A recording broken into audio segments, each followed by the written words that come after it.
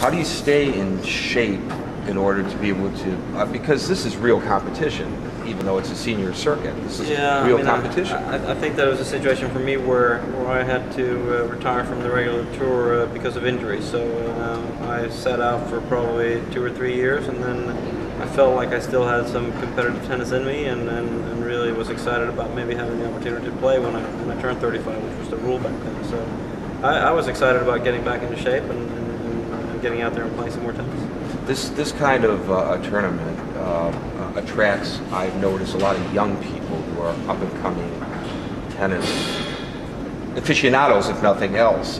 Does it give you a degree of satisfaction knowing that you're kind of paying it back to the younger generation?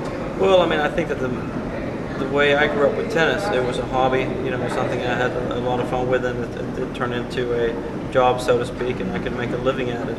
But I think the most important thing is that young people today realize that, you know, when you go out and play tennis, you should do it to have fun. I mean, it is something that you should be able to enjoy your whole life, whether you're a professional tennis player or not. In the pros, do you have fun, or is the competition so intense that you lose some of that? Well, I mean, I think from my own personal way of playing tennis, I always try to have fun. I'm sure a lot of times it turned into something different when you were out there playing because you didn't want to lose, and it was a work for you, or you were working. But I always try to have fun on the court and, you know, enjoy what I could do with the tennis ball. I've done a little research on this, and I don't see any upcoming Swedes.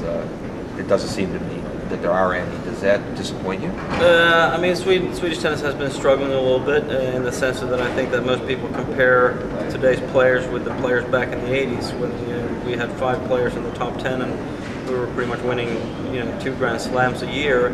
And I think Swedish tennis has done a good job considering the size of the country and the amount of people we have living in the country. So I think we're still doing well. The issue now is, are we going to have a new generation coming up that's going to be as good? And it certainly doesn't look as good as it did 20 years ago with the up-and-coming stars. But we're doing a lot of things in the federation, bringing in older you know, former players into coaching and into player development. So I think there's a good opportunity to get the good athletes to turn into tennis.